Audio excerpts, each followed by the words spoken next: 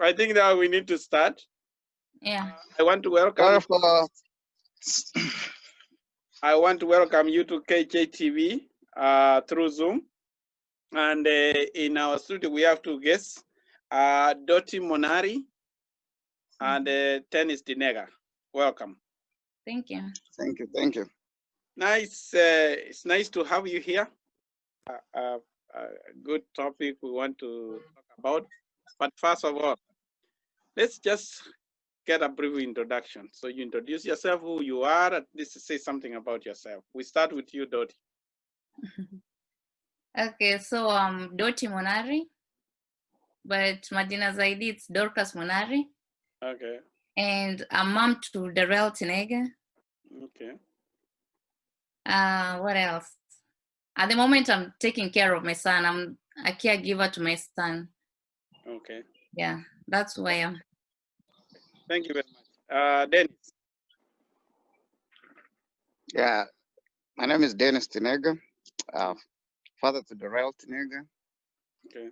I'm a businessman, run a transportation company, and we also do, for credit repair for people with bad credit, we repair those ones. Okay. And I love the community that we live in. Okay. That's why we kind of came up with this foundation for Darrell. Okay. Thank you very much. Now that you have come, I know, first of all, I would like you to talk about Darrell. I know that's been a long journey for you, and I know you are a very strong parents, but I would want to tell us about how Darrell is doing. Okay, so Darrell Nyaberi Tinega Jr. is a very strong guy. He'll be soon turning 4. Okay. End of this month.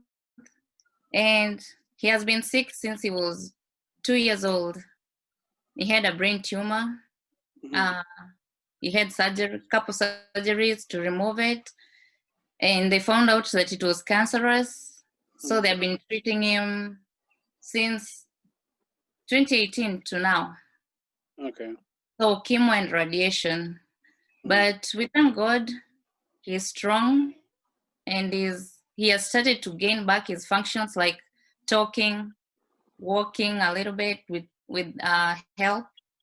Okay. So little by little, we thank God. Yeah. Okay. Dennis, you want to say something? You know, that little man is a hero. Sometimes I look at him, I call him Champ. He's a real hero that I look into. Yeah. And every morning, whenever I wake up, that smile he has, because when you look at what he has gone through, at times I wonder if I was to go through it as a human being, I will still have that self-purpose to keep waking up. Because at this tender age, he had to go through such a gruesome experience. But we thank God that people like you, Josh, you've been in to push us to kind of, be with him all through his journey. As Dottie said, he got cancer at 2 years old, still fighting it, and we know through the help of God, he's going to make it. So far, he has come from. He's fought several battles, and that's why, in essence, we came up with this foundation for him, to kind of have people who have gone through a lot to have a second chance in life. What's the name of the foundation? It's Darrell NT Junior Foundation. Okay. And I know that word sounds so dear to me, like when you say about the foundation, that I know what he has gone through, but there is an experience I want you to share. I know the Red was 2 years. There is that story. He went to visit the grandparents in Kenya. Can you share it, and you came to discover about that? Okay. So when he turned 2, he went to visit his grandma, and okay, so from both sides. Yeah. And grandpa. And he has also cousins that he had gone to visit. He went to Kenya where he was so healthy and so jovial and so playful. But after 3 weeks, that's when his health started going down. So he wasn't able to walk. He could eat something and vomit. And he had a stiff neck. So that's when, as parents, I decided to go because he was there by himself with grandma. So that's when we decided to go get him. So I'm the one who went to pick him up from Kenya to here. And it wasn't easy. Because imagine, the last time we saw him, he was healthy. By the time I was going to pick him up, he was almost dying. So even the doctors were surprised how Darrell made it from Kenya to here alive. So that's how close he was to death. Yeah. Yeah. And what happened when he reached here? When he reached here, we had organized with his father to be ready at the airport so we can rush him to an emergency. And that's what we did. So arriving at emergency, they took him for an MRI. And that's when they realized he has a huge tumor in the brain. And he had a lot of fluid because the fluid wasn't flowing to the spine. So immediately they wanted us to sign some consent for the fluid to be drained first before even they start to schedule for the main surgery to remove the tumor. And that's what they did. So we had to sign. We had no choice.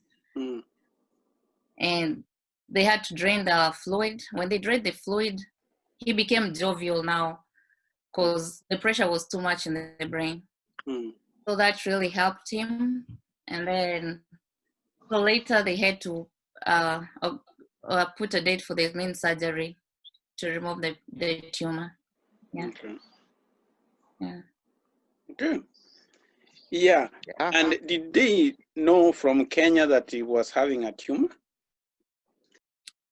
No. Okay. Because we tried to take him to hospitals that we know, like Aga Khan Hospital, and they did every test, but the only thing they weren't able to do was the MRI. And we thank God that they did all that because we came with all the documents. We show the doctors, and they ruled all those out because they tested everything in Kenya other than the MRI. So, which helped him because when he went in for the MRI, within 15 minutes, they said that's why they had to call a surgeon right away. And that surgeon, he didn't even walk us through what he was going to do because he had really few chances. They said he told us like he has like 15 minutes only for him to do that, to survive. So they tried, but they didn't do MRI in Kenya. So in Kenya, they could not, they ruled out the test that he was not suffering from anything. Yes. For them, they were thinking about muscles and all these different things. But we thank God they did everything possible because when I look back, if he had only around, let's say, 30 minutes to survive within the MRI, if they didn't do all that, probably we could be talking about a different case. Okay. Well, that's quite an experience. Now, he came here, he has undergone different surgeries. Yeah. So what is his condition right now? Right now is, as we said, he has gone through, a couple surgeries, like 4 of them, to take it out. And then he went through a bone marrow transplant. He went through radiation. The last bit of it that we did at Mayo Hospital was radiation for the last 6 months, and and some chemo. His condition as we speak is, he's gaining his function, trying to start to walk again. Some of the things they had told us that probably 80% chance it might not be able to be back. He's gaining his vocals. He's starting to speak to us. He can smile to him. And he's he used to have. Oh yeah. So he's gaining his function back slowly, but we thank God so far. Mm. Yeah. Okay. Dot, you wanted to say something? So his condition right now, it's better. Mm. I think for those who saw him a year ago, they will notice the difference. Mm. Yeah, so he's back now. Okay. Yeah. Now that you have He's gone even all, eating. He's even eating. The last time you saw him, I don't think you saw him eating. yeah, the last Yeah. time is when we had a birthday for him. Yeah. Eh. Yeah. Now, what has it been going through with all of those taking him to hospital, doing this? I want to talk about what is your experience along this journey. That I know you have to take a long time out of work to stay even in Mayo. So, Yeah. what is your journey? What can you say? Your experience? So what I can say is, for me and Tinega, we don't really know of somebody who has had a child with cancer in our community, Kenyan community. Hmm. We felt like we were by ourselves, like the first people to handle such a case. Mm-hmm. And it was really challenging because we stayed in hospital for like 6 to 7 months. Mm-hmm. And for them to discharge us, we were able to do all the cares by ourselves, like changing trachs, changing feeding tubes, Mm-hmm. and yeah, doing all those cares, giving him a bath, giving him medications, getting the medications right. So it was really a tough journey, but we were committed. Since he's our only child, we were committed, and we wanted to make sure we give him the best. That's why we didn't go with a nurse. Mm. That's why we decided to do it as family. So with the help of my two sisters and my dad, we were able together to create a very strong team for him. Okay. And for him, even it started becoming better when he got home. He felt the difference. He felt the love, Mm. and since then, he started improving. Okay. Yeah. So have you been able to go to work? For me, no. Okay. That's my full-time job. Yeah. Okay. Dennis, what Yes. has been your journey through all this? Well, it's kind of tough as a dad to look at your son going through all that, Mm. and I had to put hold on my businesses Okay. for him. Mm. I know many people are wondering why, but uh, there's nothing else I could do other than work with my son all through. Okay. All through. Mm. The toughest part of I think the toughest part of that kind of shocked me a little bit more was when that cancer reoccurred again. Mm. When we ran through all the 8 months, we were at children hospitals, and then we finally came home, and then we did a birthday which you guys attended. It was really wonderful. Yeah. And we were even I was planning to take him on a vacation, Mm. and then as I'm in the middle of just planning to take him down to thinking around some uh, South America. Mm.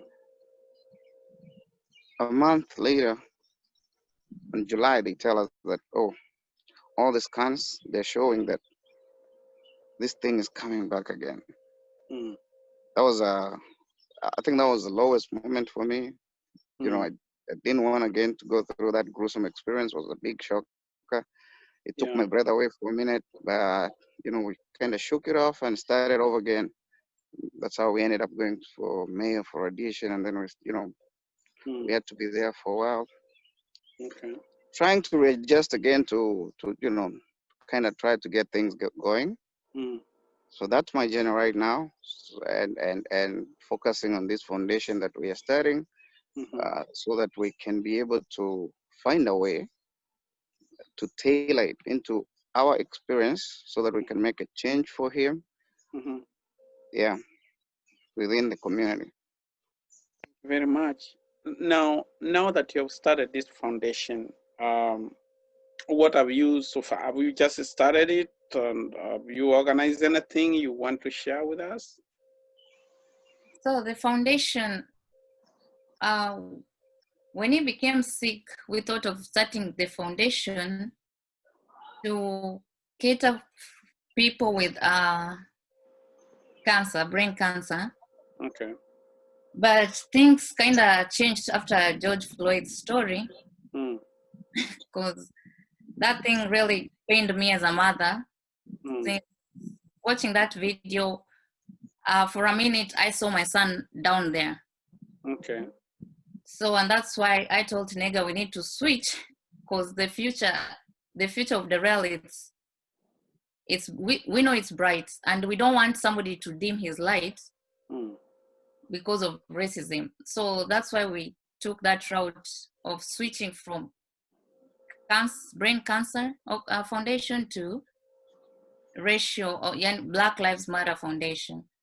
Okay. So that's how we switched that from the first idea we had.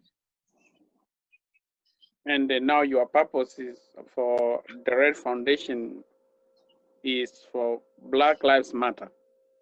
Yeah, to fight for the rights of Black people, I can say, because we have suffered a lot, but we will consider every person of color. Yeah. Yeah. Yeah. What experience from, as you said about what happened? I mean, many things have happened, but I think the one for George Floyd has touched the world because I think it was done in broad daylight, and it was, thank God for our phones with the cameras. Remember, it was a 17-year-old girl who taped that. Yeah. We probably relied on the police cameras. I don't think by now they could have even shown what happened. No. So what future state would you like to see Darari to grow on in America with racism, as you have seen it? You know, this is what we are inspiring in our own little capacity. We try to advocate for equality, fairness, and nobody should look at the rail by nature of his color. He's black, yes, and black is beautiful. We love it, but he shouldn't be looked upon that it's just a color and it should end there. He's a human being. So, and this is so wide ranging in every society that we are in. Even in the businesses that we run, we encounter this, social injustice. Yeah. And that's what we are looking as a foundation. If we can try and change that, we collaborate with the other teams who are doing that and make a better place for him. Because as Darrell's mom said, we thought about this. Why should he go through all this? He fights through cancer, and then somebody else just come and kill him. For sure, yeah. Why couldn't cancer take him, and then we know it's cancer, at least,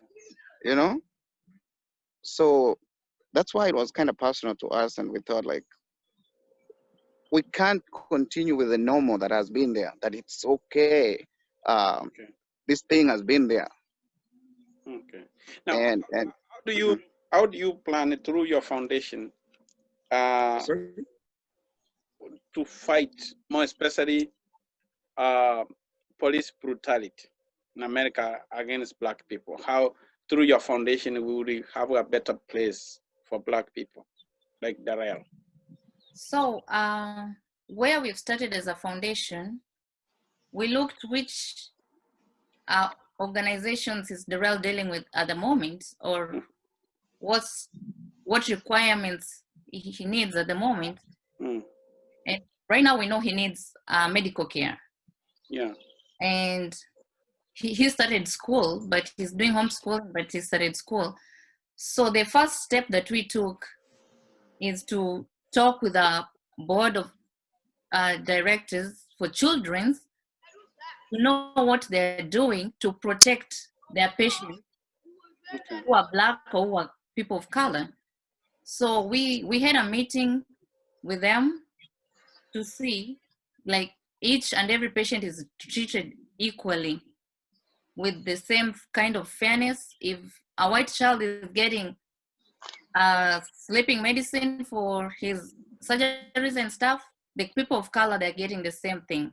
So we sat with those people and we put our points clear that we need to see that change, and we need to know what they're doing to change those things to make sure that everybody's treated fairly. So that's one step we have done, and we are waiting for another meeting where we'll sit with the county to air our grievances, our opinions, and everything, so that we can make sure we are heard. And as parents, what we want for our kid, and we are hoping each and every parent wants the same thing for their kid. Yeah, which is good. Like, that's where we kind of started from. And out of the meeting, we came out with real good results, because now they're looking into why colored nurses are leaving that organization, which is around, they told us, around 19%. They're walking away from that job, and whereas it's around 7% for whites. Why is that? And those conversations have started in that organization. The CEO promises that he's going to put together other CEOs, and they look on the organizations. They're going to have a desk for colored people to air their own experiences at workstation, So which we think we are kind of changing that, and we're looking forward to push through the counties, and we're kind of trying to find a way to talk to the mayors where we live, especially like I live in Brooklyn Park. Brooklyn Park, I don't know how well we are represented at the board of the police. Are there people who are speaking for us in there? I don't know yet. Those are the questions we are asking ourselves, because we need to change all this. They need to understand that we're humans, and if we can have our own people to speak for us, then the rail will not have a better place than me.